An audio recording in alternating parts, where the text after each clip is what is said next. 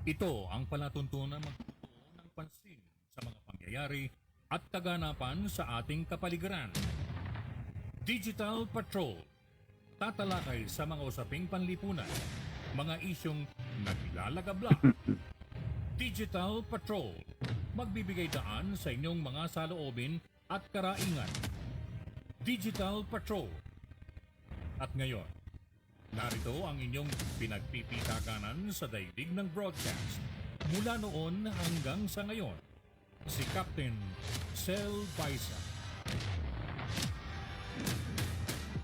Yes, good morning everyone. It's a Wednesday, midweek Baclaran Day, and in other parts of the world, they simply call this day, Wednesday, as Hump Day. So, Hump Day or Baclaran Day or whatever, we're here at welcome to the show.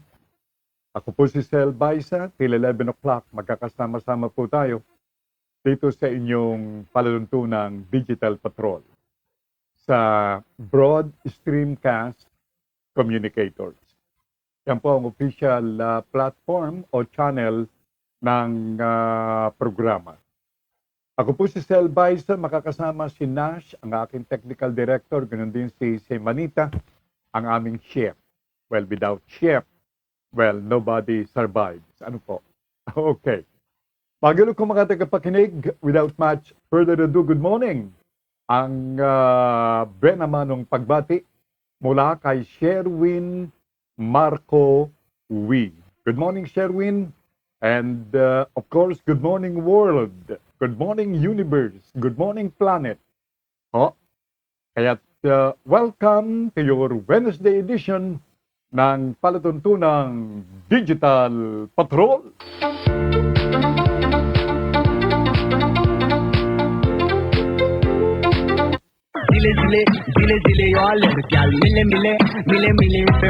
And of course, a big hug from our Lady Hugger. Good morning, Miss Lady Hugger. Likewise, good morning sa lahat ng ating mga OFWs, sa lahat ng ating mga kababayan abroad. Ngayon po ay mga citizen na ng kanilang second country. At of course, ang kanilang root country ay ang Pilipinas. But they decided to stay put in the country where they migrated. Good morning, good morning, good morning. Likewise, tayo po ay naka-hook up na sa Pinoy Hour sa ating mga kababayan dyan sa Alberta, Canada. Good morning kay John and wife, Melody and children. Okay? Done share, ang sabi ni Sherwin Marco Wee. Well, I was about to ask you that, to ask everybody a favor, yung pong ating mga followers, to please share, and like the program.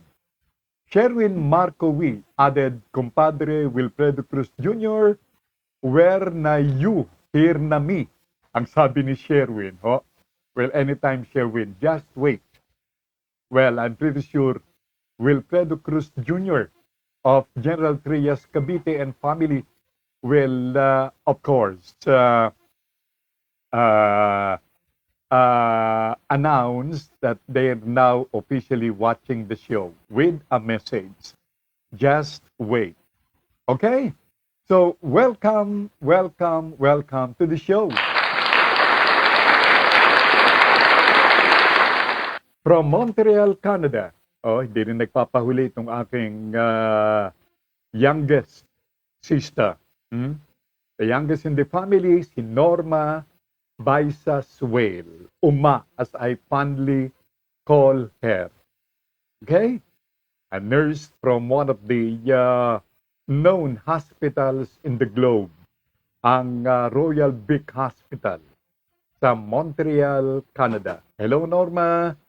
Good morning. Ang kanyang pagbati, good morning, Manong. Likewise, good morning to you, Norma, and to your husband, Ken, and family. Good morning, and to all the Montrealers, Filipinos and non-Filipinos abroad. Especially those, I understand, those Canadians who are watching the program. Canadians who knew a little of Tagalog, and who would want to know more? That's basically the reason why they listen and watch the program. So if the program could be of big help to you, then thank you so much. Again, that's to our Montrealers, watchers, and listeners. I know for a fact that we are being watched in other provinces of Canada. Silent followers, a lot of them. So likewise, thank you so much. Now to begin with, alamin natin ang magiging kalagayan ng panahon. What's in store for the day for as far as the weather condition is concerned. And we will know about it through forecaster Ariel Rojas, whom will be directly reporting from Pag-asa BOST offices. Sila, forecaster Ariel. Magandang umaga po sa inyo at sa ating mga tagapakinig. Sa kasalukuyan po ay patuloy paling nakaka-apekto ang Intertropical Convergence Zone dito sa may bahagi ng Palawan at Mindanao. Ngayon pong araw, makakaranas pa rin ng maulan na panahon ang Zamboanga Peninsula at ang Palawan. May okasyon po na malalakas ang pagbuhos ng ulan at pwede ang magdulot ng mga biglaang pagbaha at pagguho ng lupa. Kaya tayong pag-iingat pa rin po ang ating paalala sa ating mga kababayan sa mga nabanggit na lugar. Naapektuhan naman ng amihan ang malaking bahagi ng Luzon. Maulan din panahon ang mararanasan sa Cagayan Valley, Apayao, Kalinga, Ifugao, Mountain Province, Aurora at Quezon dahil po yan sa amihan. Pero tayo naman sa Metro Manila sa ibang bahagi ng Luzon ay generally maaliwalas po ang iiral na panahon. Of course, meron pa ding mga mahina or pag-ambon na pag-ulan dulot po ng amihan.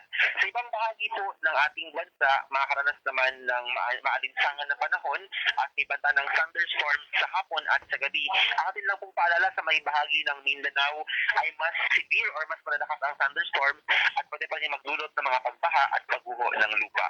Ngayong araw, ang maximum temperature sa Metro Manila at sa Davao ay 32 degrees Celsius, samantalang sa Cebu, 31 degrees Celsius at sa Baguio City, ang agwat ng temperatura ngayong araw ay 15 to 24 degrees Celsius.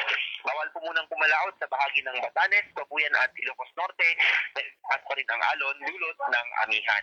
At bagamat wala tayong binabantayang sama ng panahon sa loob ng PER, meron tayong minomonitor na low pressure area sa labas ng PER sa layong 1,440 kilometers silangan ng Mindanao kaninang alas 3 ng umaga. Ito'y posibleng pumasok ng PER either mamayang gabi or bukas ng umaga. For now, mababa ang chance na ito ay maging isang bagyo. Ito ay posibleng lumapit sa bahagi ng Eastern Visayas at Bicol region at saka dumikit sa frontal system. Pwede bang magbago ang ating senaryong binanggit kaya manatiling sa nagkaantabay para sa mga updates na inalabas pa ng Pag-asa ukol sa sama ng panahon na iyan. Yan po ang latest mula sa Pag-asa Weather Forecasting Center. Ako po si Ariel Rojas. Magandang umaga at mag-ingat po tayong lahat. Forecaster Ariel, relieving yung binanggit na meron tayong isang low pressure area na papasok ng Philippine Area of Responsibility pero hindi magiging isang ganap na bagyo. However, Forecaster Ariel, kung sakasakali na ito'y magiging bagyo, ano ay papangalan sa kanya? Ang susunod po nating pangalan sa ating listahan ay Odette. Odette. Okay. Forecaster, yung binanggit na severe ang magiging kalagayan ng panahon sa Kamindanawan. Bilang isang authority sa panahon, ano ang explanation behind sa mga panahong ito na severe ang nararamdaman sa gawin ng Mindanao region? Yes po, yung thunderstorm po yung sinasabi natin na severe. Una po, ang Mindanao ay malapad po, no? Compared sa Luzon na medyo hindi ganun kalapad. Mahaba at malaki ang Luzon, pero ang Mindanao naman ay malapad. So, ibig sabihin ay mas marami siyang kalupaan. Tapos, marami siyang rough terrain at nakakatulong yan sa pagbuo ng thunderstorm. Kasi ang hangin po ay kapag dumaan sa kabundukan, umaakit, and yung dala niyang moisture ay nagiging kaulapan dahil nga nagko-condense, mas malamig po sa itaas na bahagi ng ating atmosphere. So ito pong rugged terrain at yung lawak or width ng Mindanao ay nakakatulong kung bakit ganun po yung mga thunderstorms doon. At kamusta naman finally ang Metro Manila area sa kalagayan ng panahon ngayong araw na ito, Forecaster Ariel? Tulad po ng nabanggit natin kanina, sa atin sa Metro Manila, naapektuhan po tayo ng amihan, pero generally fair weather yung mararanasang panahon, at kung may mga pagulan po ay mahina or pag-ambon lamang, kagaya po ng pagulan kaninang madaling araw. Forecaster Ariel, maraming salamat at good morning. Well, yun po narinig ho ang ulat panahon, courtesy of forecaster Ariel Rojas, reporting directly from the Pag-asa Forecasting Center offices dyan po sa gawin ng Quezon City. Well, thank you. Although they're expecting itong low pressure area to enter the Philippine area of responsibility tonight or tomorrow, just the same, meron pong naging pahayag ang Pag-asa na ito naman ay hindi magiging ganap na bagyo. Should this, turn out to be one, ang ipapangalan naman ay Odette. Maraming salamat again, forecaster Ariel Rojas.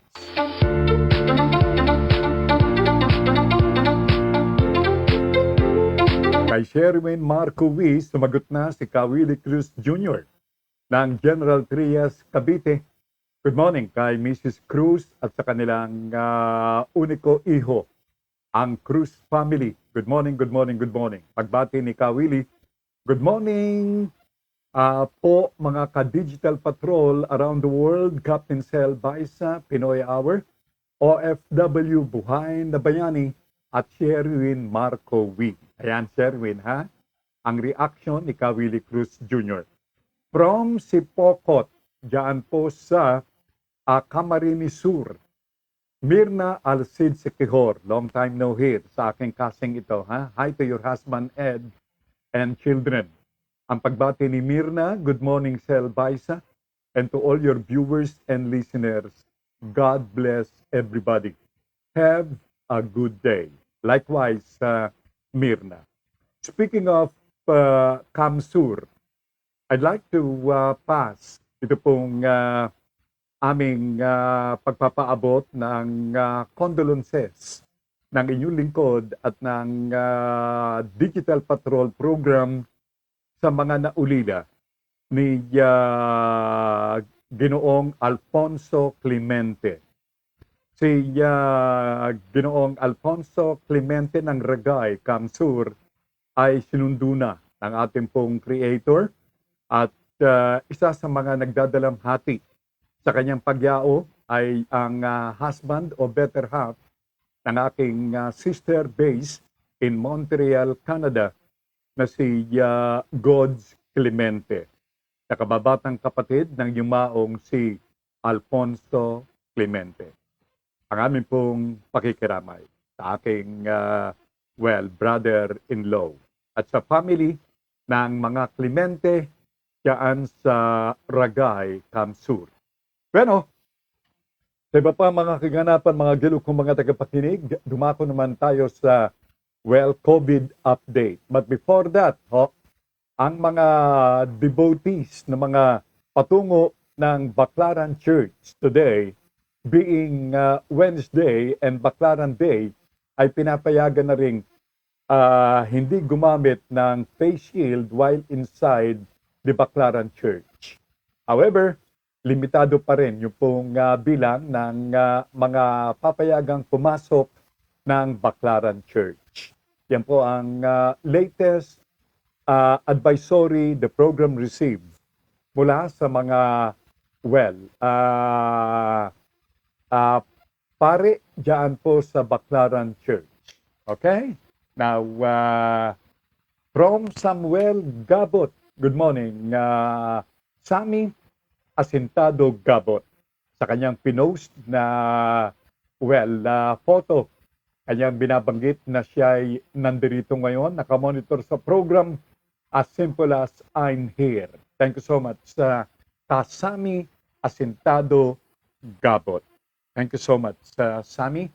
At from Dali de Guzman of Malabon City, good morning ka, Dali. At sa lahat ng ating mga viewers and listeners diyan sa Malabon City, good morning, good morning, good morning. Chincha Buste of Kuwait sa gitnang Silangan. Good morning po, Captain Sel. Happy Wednesday po. God bless. Likewise, Chincha. At Chincha said, share done po. Okay, thank you very much. Carmen Sibilia of Montreal, Canada has this to say, good morning to you, Captain Sel. How is Nanette right now? Well, she's doing fine, Carmen. And everybody is happy within the circle, within the family circle. At of course, thank you so much for all your prayers. Now, COVID update, mga gilo ko mga tagapakinig. Yesterday, November 16, yesterday recorded the lowest so far na bilang ng mga new cases of COVID-19. For the past many months, kahapon naitala less than 1,000 cases ng COVID-19. 849 ang nadagdag ng kaso as of yesterday. That brought to 2,819,341 new cases. Yung pong din new cases kundi yung bilang, kabuuang bilang. Since the time na nagumpisa ang COVID-19. But we're happy to report to you na as of yesterday, merong gumaling na 2,393 na mga Pilipino. Bringing to, ito naman yung pong bilang na mga gumaling, 2,748,069. Yung mga hindi pa gumagaling within the country, nationwide, pero ginagawa ng paraan para mapagaling sa kanilang sakit na COVID-19 ay 25,464 cases. At yung mga total na mga namatay kahapon, ang aming pong condolences. 99 ang namatay kahapon, all because of this virus COVID-19, bringing to 45,808 cases yung pong bilang ng mga namatay. Yan po ang latest word we got mula sa Department of Health sa kanilang COVID-19 update.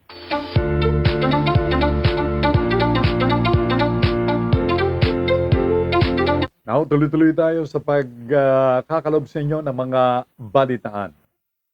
Well, this morning, something like 3.5 million, 3.5 million Sinovac vaccines ang dumating sa ating bansa. At ito ay ibinaba sa Terminal 2 ng Ninoy Aquino International Airport. At ito ay karagdagang bakuna o doses na ipagkakaloob sa ating mga kabayan. At ito po ay utang ng ating pamahalaan, utang ng bansang Pilipinas sa bansang China. Utang na babayaran ng Asian Development Bank. Sapagkat under the agreement, yung pong pinagkakautangang bangko, di umano, ang magbabayad nitong mga bakuna na in-order ng ating bansa. Well, China tops itong pinakamaraming bilang ng bakuna na dumating dito sa ating bansa. And I understand the more na kakailanganin itong pagdating ng mga bakuna because kailangan po ng booster. Ito nga palang booster shot. Ito'y pinag-uusapan ng ating mga health authorities. Ang question, would it be proper na yung brand na ibabakuna ay katulad din doon sa dalawang naunang brand ng bakuna? Yan po ang malaking katanungan ng ating mga kababayan at maging ng mga health authorities. Yan po ang kanilang ngayon ay hinahanapan ng katugunan. Merong mga nagsasabi na dapat ang dapat na gawing booster ay yung dalawang bakuna made in USA, yung Moderna at Pfizer. Gawing booster. May mga nagsasabi naman at ito'y under study pa na dapat itong bakuna na ipagkakaloob doon sa ating mga kababayan who previously ay kompleto first and second job na kanilang bakuna ay dapat din parehas nung dalawang nauna. Bueno, pakinggan nga natin si Vaccine Czar, si Yusek Carlito Galvez Jr. hinggil sa bagay na yan. We are recommending na kung ano yung available, yun ang i-take nila. Pero nakita natin, yung sa nilabas na real world data, lahat ng mga vaccines naman effective. Yun, quoting yung balita sa ibang bansa. Sabi ho ni Yusek Galvez, pwede na, maski na anong bakuna ang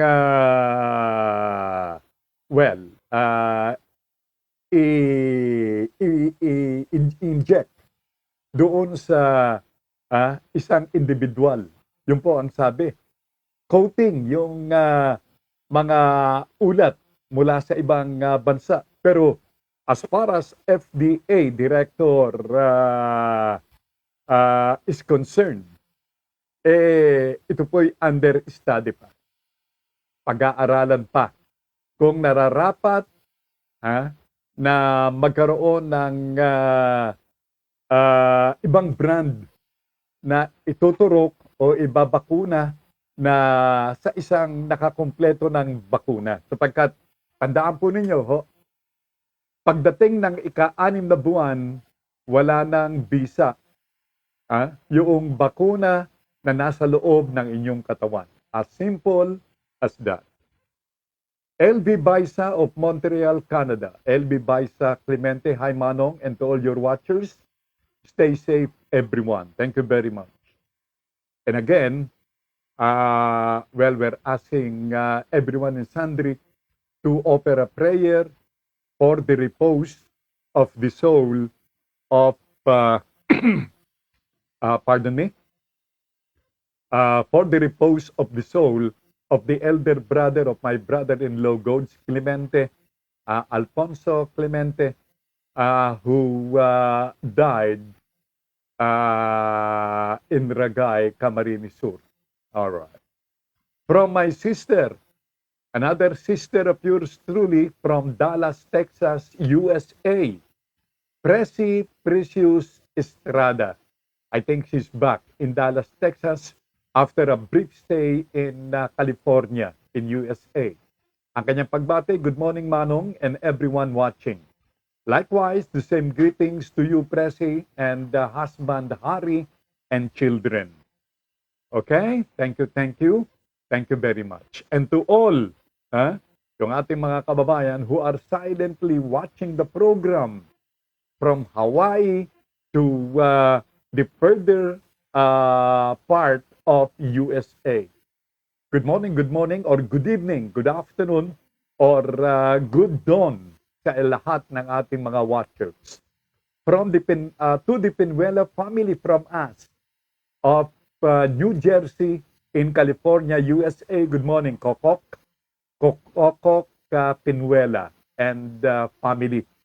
I'm sure they're watching the program. To the Iwabuchi family of Tokyo, Japan.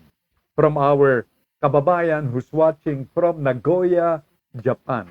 And to all our kababayans watching the program dyan sa Japan. Good morning, good morning, good morning, everyone. Okay, so what else na may kinalaman dito sa COVID-19? As I said earlier, may dumating pong 3.5 million na doses ng Sinovac dito sa Pilipinas this morning. At yan of course ay gagamitin, I'm pretty sure, doon sa mga, hindi pa nakakakompleto, doon sa maaaring tatanggap pa ng kanilang unang bakuna at tatanggap ng kanilang booster shots. Sami, Asintado Gabot has here to say, Cell sa Europa ngayon ay nasa fifth wave na. Wow!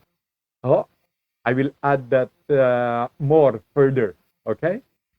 Sa Europa, sang-ayon po kay Asintado Gabot, ay nasa fifth wave na ang pandemya brought about by COVID-19. Sa atin dito sa Pinas ay di alam ng taong bayan kung ano na ang status natin. Mukhang political wave na lang ang pinagkakaabalahan ng mga otoridad. O nga, ano? Sa ibang bansa, they are curious, they're conscious of what wave they are in insofar as a COVID-19 or coronavirus there in their respective countries are concerned.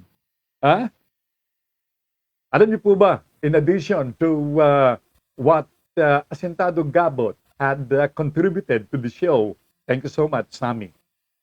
Sa bansang Europa, sa Slovakia, maging sa Germany, and to include Austria, naka-lockdown yung mga lugar na hindi mga baksinado yung mga naninirahan. Alam niyo sa Europa, apparently hindi believe yung mga taga-Europa dito sa vaccine na ito. Kaya naman, ang pamahalaan ng Slovakia, ang pamahalaan ng Germany, ganun din ng Austria, ay pinaghihigpitan palalo itong movement o galaw ng kanilang mga konstituwento to the point na under lockdown o heavy lockdown yung mga lugar na kung saan hindi bakunado yung kanilang mga konstituwento. Ganun po ang labanan diyan sa mga bansang ating binanggit sa Europa. Plus itong karagdagang ulat ni Sami na under fifth wave na ang pandemya o itong coronavirus diyan po, mga mga tagapakinig sa mga bansa sa Europa. Well. Dito sa ating bansa, puro political wave. Puro Sara Duterte, puro Bongbong Marcos, puro Ping Lacson, Tito Soto, puro Manny Pacquiao, puro Digong Duterte, puro Bongo, yung pong ating naririnig.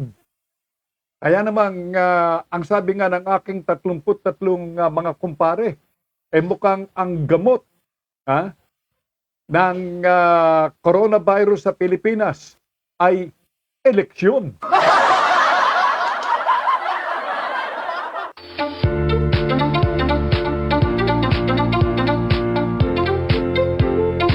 Wilfredo Cruz Jr. has this to say. Ayan, in preparation naman ito sa darating nating lunch hour. Ang sabi ni Kawili, ginagayak ko po ay maggisa po ako ng kalabasa, okra, malunggay, alugbati. Ang sahog po ay giniling. Wow! Panulak po ay pineapple juice. I like this Cruz family. Laging meron silang naka-ready juice sa kanilang pagkain. Anyway, happy lunch sa inyo pong lunchtime for everybody. In a matter of hours and several minutes, malapit na naman ang lunch hour.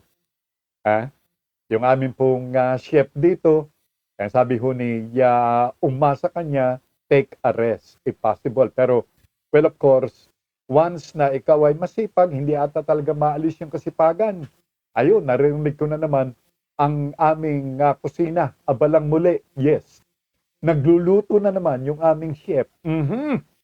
Bueno, speaking of Cavite, ha? Kahapon, yung pong aspirante sa pagka-vice mayor ng Maragondon, Cavite, na si Lolito Angeles Magallanes. Dati pong naging once upon a time ay vice mayor ng Maragondon. Si Magallanes, siya po ay napatay kahapon. Matapos ang inuman at matapos ang mainit na pagtatalo sa kanyang kumpare na si Roberto Amoranto. Nagkaroon daw ng debate, pagtatalo sa pagitan ng dalawa, sa gitna ng kanilang pag-iinuman. Yung kanilang pagtatalo, sangayon po dito sa initial na investigasyon ng pulisiya, nauwi dito sa, pamamaril.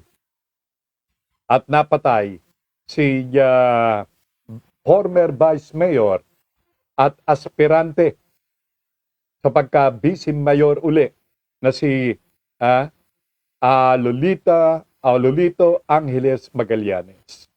Okay? Thank you very much. Si Roberto Amoranto, ang suspect, ay nasa pagamutan daw at nasugatan din. Yan. Balitang balitang politika na may halong kamatayan. Mainit, umiinit at tumitindi ang eleksyon, ang election fever dito sa Pilipinas. Wilfredo Cruz Jr. says, tip ko lang po, kapag kakain po tayo, unahin po natin kainin ang prutas. Kapag hinuli po natin, kainin ng prutas, nagiging basura lang po sa loob ng ating katawan. I agree. I agree ka, Willie Cruz Jr. Ito rin po ang madalas na banggitin sa akin ng aking mga kaibigang mga nutritionist. Yan. Whenever you're taking fruit, make it a point na take it initially before taking your meal. Ayan. Okay? Alright. Doon pala nangyari sa General Trias. Oo. Ngayon ko lang nakita. Sa General Trias, Cavite yung nangyari. Magkalapit kasi yan lugar na yan. Ito po yung mula kay Willie Cruz Jr. Ayun. Ay, nako. Balitang politika. Politics. Mamaya na yung politics. Dito muna tayo sa may kinalaman sa coronavirus. Abay, sa mga lugar ng Pateros, Nabotas, Valenzuela, dito sa Metro Manila area, yung mga basketball aficionados, pari na kayong mag-basketball. At maging yung mga contact sports, maaari na kayong maglaro niyan. Payag na ang mga alkalde. Ulitin natin yung mga lugar ng Pateros, Nabotas, Valenzuela. And outside these places, mukhang mahigpit pa rin. Wala pa tayong, natatanggap na mga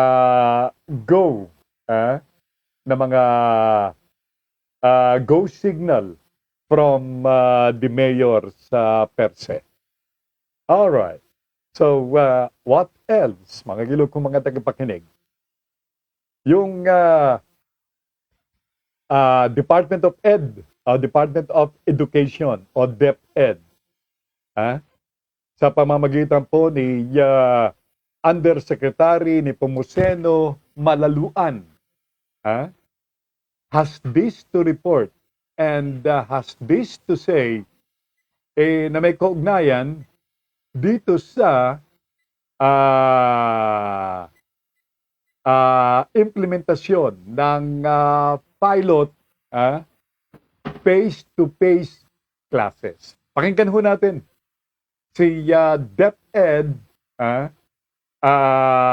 Malaluan, Yusek Malaluan ng DepEd. Ang sabi ni Willie Cruz Jr., balita ko po sa China, nataas ang Delta variant. Di ko po makita kung legit iyon. Yan.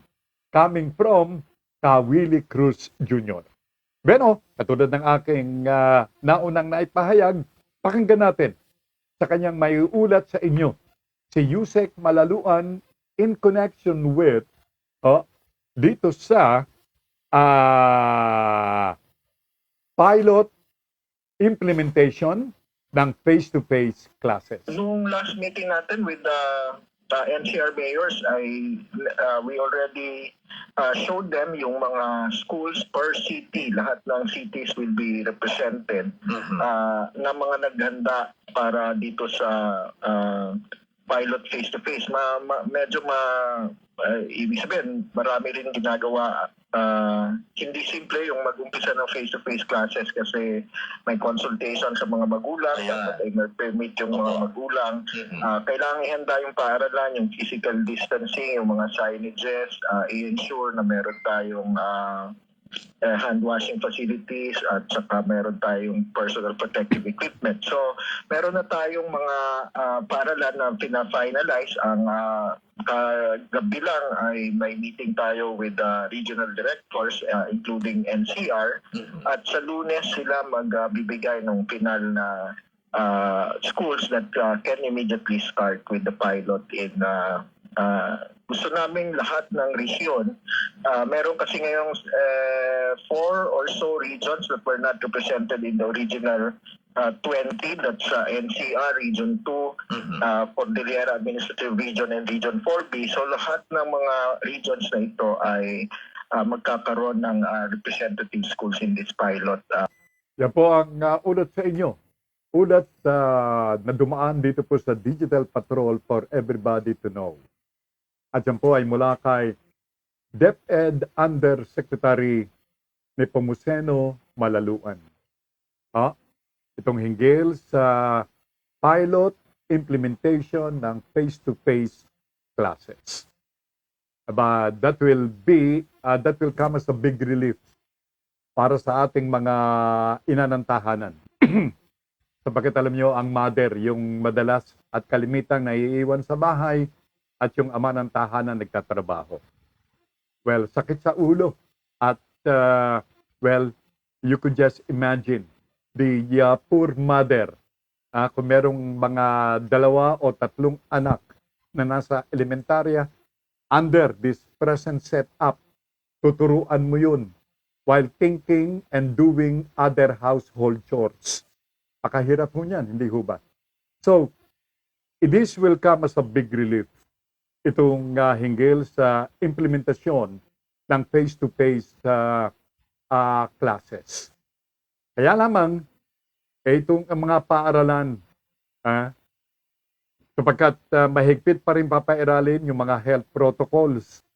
Malinis ba yung mga CR? Meron bang enough water? Yung mga paaralan, particular yung mga public schools, mga gilog kong mga tagapakinig, kompleto ba kayo sa gamit? Sapagkat may mga paaralan na sang-ayon po sa mga ulat na nakarating dito po sa Digital Patrol, ang kailangan pang kabitan o ayusin yung kanilang mga water facilities at maging yung mga comfort rooms. Now, sabi ni Kasami Asintado Gabot, marami pa ang mamamatay, kanya dahil matagal pa bago ipatupad ang gun ban. Talagang inutil ang COMELEC hanggang ngayon. Patayan, baliwala lang yan sa Cavite.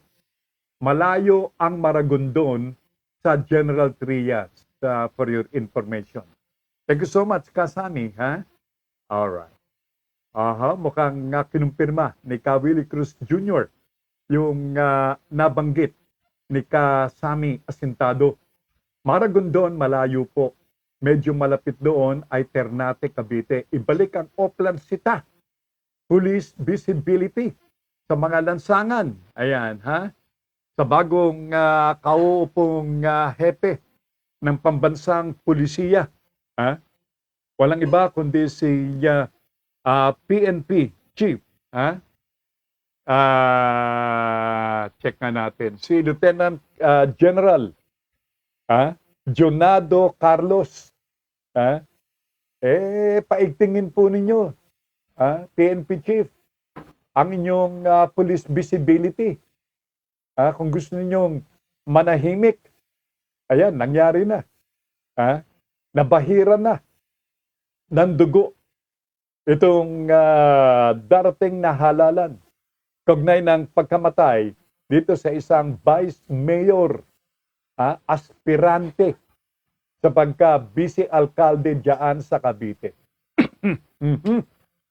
Sabi ni Kasami, sa premature campaigning lang, nabulaga ang inutil na COMELEC. Wala sila nakalatag na plano simula noong filing ng COC. Ay nako! COMELEC!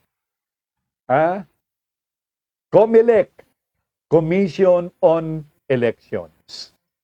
Kung ka natutulog sa pansitan, itong COMELEC, dapat magpursige na. Dapat yung inyong rekomendasyon habang wala pa kayong police power. Sapagkat under the law, magpapakalooban ng police power ang COMELEC. At COMELEC will instruct the law enforcers on places of interest, places where peace and order are threatened. Ito yung magiging ulat at advisory mula sa COMELEC at yung direktiba na magmumula sa COMELEC sapagkat ang law enforcement agency, ang ating militar, ganun din ang kapulisan, will be under the direct control ng COMELEC. Kailan kaya? Malapit na po. Kailangan at this early dapat nang ibigay yung say sa COMELEC para iutos yung tinatawag na pag-i-instill further ng peace and order situation in relation to the coming elections and in relation to this campaign period.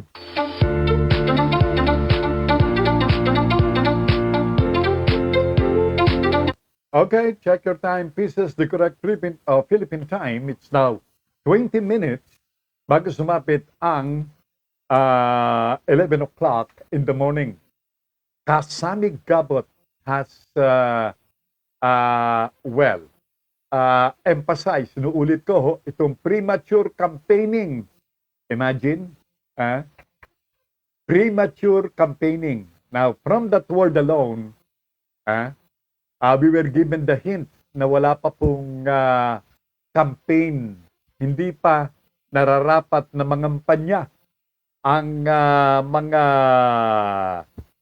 aspirante from the topmost post, sabi nga, which is the presidency and below.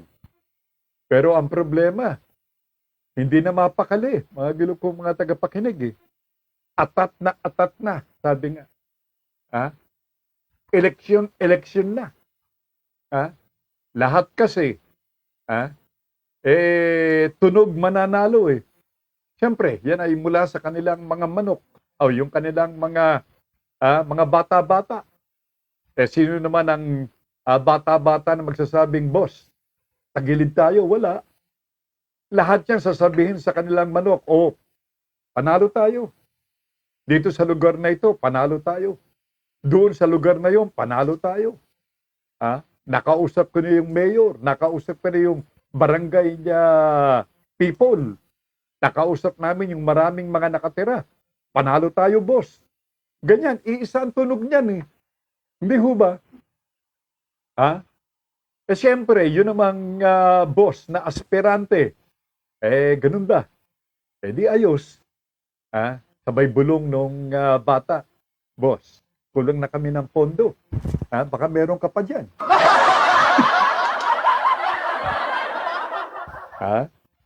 Naghanda yung mga yan eh.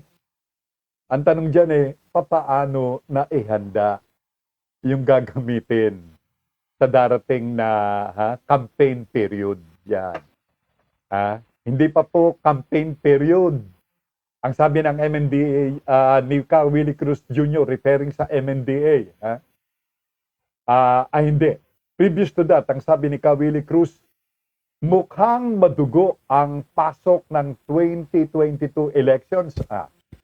Yan ay in connection dito sa madugong pangyayari diyan sa General Trias, Cavite. In addition, Willie says, MMDA, hulihin ninyo mga motorcycle rider na kasama sa motorcade na walang suot na helmet. May order na. Kahapon, Willie. Yan. Sapagkat no less than Colonel Bong Libreha ng MMDA na siyang EDSA traffic SAR ang nakapunan nito. Siyempre, masisisi mo ba sila? Kawili. Gustong ipakita rin nitong mga motorcycle riders yung kanilang mukha saka kanilang inaalalayang kandidato. Kung maboto yun, mabuti na yung maalala yung kanilang pagbumuka nung kanilang kandidato. Ang sabi ni Kasami Asintado Gabot in reaction doon sa impression ni Willie Cruz Jr. na mukhang madugo ang darating na 2022 elections. Ang sabi ni Kasami Gabot, Willie, ikaw na ang magkaroon ng death squad o ang DDS, kaya madugo. Ayan, Ang sabi ni Willie Cruz Jr., nadali mo, Captain Sel Baisa. May bumubulong. Boss, need nila ng ambulansya At multipurpose hall. Panalo tayo. Sa barangay na yon. Basta't sinabi nung mga nakadikit sa mga kandidato, panalo. Walang bubulong na talo. Yan. Okay. Panalo! Panalo raw ang Pilipinas, mga gilo kong mga tagapakinig. Ito isang ayon dito sa tatay ni Sammy Asentado Gabot, si Mayor Digong. Panalo! Batay ito doon sa ulat ng Bloomberg na tumaas ang gross domestic product o GDP ng Pilipinas. Kaya happy ang tatay ni Asintado. Bloomberg reported recently that the Philippines gross domestic product or GDP grew by more than 7% in the third quarter of 2021. No, napakaganda naman ng biyaya ng Diyos ito.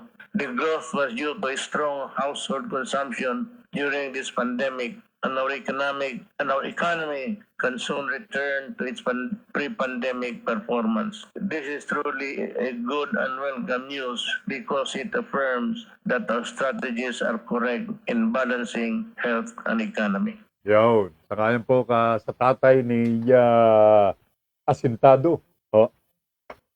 Tama yung kinilos o ginalaw ng pamahalaan ni Digong. Kaya tumaas ang GDP ng bansa. Kaya happy si Digong. Yan. Si Digong pala itatakbo ng senador ng Senado from presidency to Senate. Ay nako, bakit kaya? How many times did the father of Asintado made mention na he's tired of being president? Nakakapagod daw ang pagiging pangulo.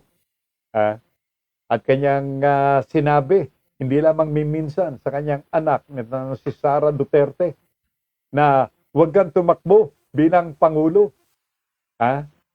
Pagkat walang mangyayari sa buhay mo. Puro problema. Yan ang sinabi niya ho. And I'm quoting him. Ngayon, tatakbong pangalawang pangulo, itong si Sara. Alam niyo, ang sabi ni Davao Mayor Sara Duterte, official na itong BBM. Kayong mga Pilipino has short memories. BBM for President at Sara Duterte for Vice President, whose father were both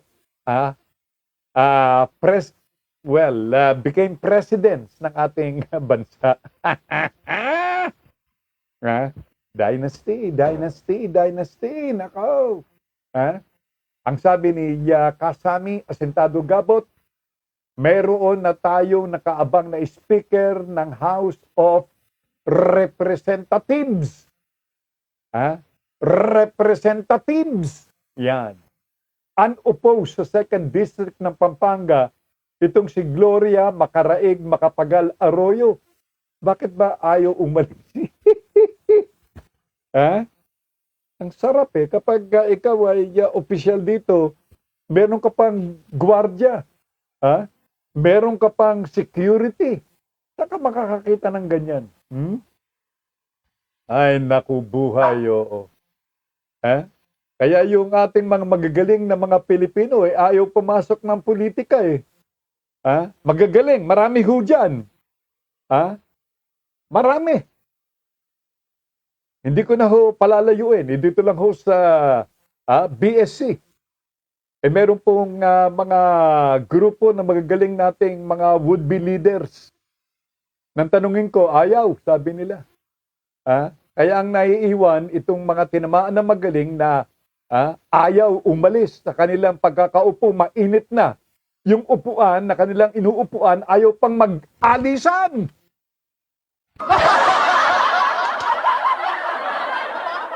Ang sabi ni Kasami, sabi rin ni GMA, magre-retiro na rin siya. Pareho sila ng Tatay Digong ko. Mga former presidents of the land. Ang mukhang tahimik lang na Pangulo, na hindi maingay, itong si former President Ramos, si Eddie Ramos, at itong si Erap Estrada. Parehong tahimik. Ayun. Sabi ni Samuel Asintado Gabot, bakit ayaw magsilayas? Yan ang malaking tanong. Ano nga ba meron? Anong meron? Palagay ko, alam nyo na siguro. Hindi ko na kailangan sabihin pa.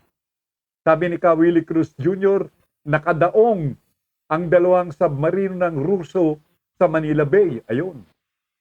Nasa Manila Bay naman itong dalawang submarino ng bansang Rusya. Anong ginagawa naman ng mga tinamaan na magaling dyan? Baka magbibigay ng gamot. Magbibigay ng bakuna. Pero ang problema, hindi naniniwala yung mismo. Yung mga Russians sa kanilang bakuna. Yun ang problema. Sabi ni Kasami, mahina na kasi si FBR at paring ERAP. Yun. Okay. Ang bilis ng oras. Ang reaction naman ni Willie Cruz Jr. Naku, ganun po talaga Well, everything has come to an end, sabi nga po.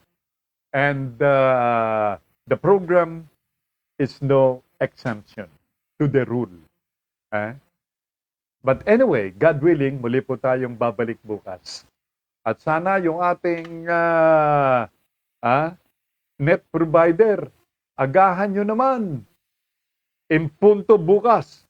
Kailangan nasa area ko. 9:30. Alam ko nanonood kayo mga provider na magaling eh. I'm counting on your assurance. Okay? Maraming salamat. Bueno, salamat po mga gilo kong mga tagapakinig sa inyong muling pagsubaybay. Thanks to Nash. Ganun din kay si Manita. Mula po sa aking mga sisters, si LB, at ganun din si Norma, LB Clemente. Again, our condolences, Gods. Ganun din kay Uma Baisas Whale from Montreal, Canada. Kay Presi from and family sa Dallas, Texas, USA. Ganun din kay Tits and John Baredo at kay Lides. Okay, hindi nagpanandam si Lides ngayon, mukhang busy ang kanilang nais na ipaabot na parting shot ay God bless the Philippines. And likewise, from my cousin Mirna and family from Sipokot, Kamsur. Bueno, mga gilog ko mga tagapakinig, take care everyone. Okay? Likewise, Umma. Bueno, mga gilog ko mga tagapakinig, humahabol, basahin natin ito. Good morning, Sir Cel, I'm late. From Melito Rodelio Militante. Better late than never. Pero bukas agahan natin, Melito. I'll try to be here at exactly 9:30 in the morning. Beno, maraming salamat sa inyo pong muling pagsubaybay. Salamat ng marami. Standby kay Miss JC Bautista sa kanyang palutuntunan ang buhay online. Beno, gusto niyo mga orasan, Diyos ti Agnina. Ganap ng alas 11 ng morning.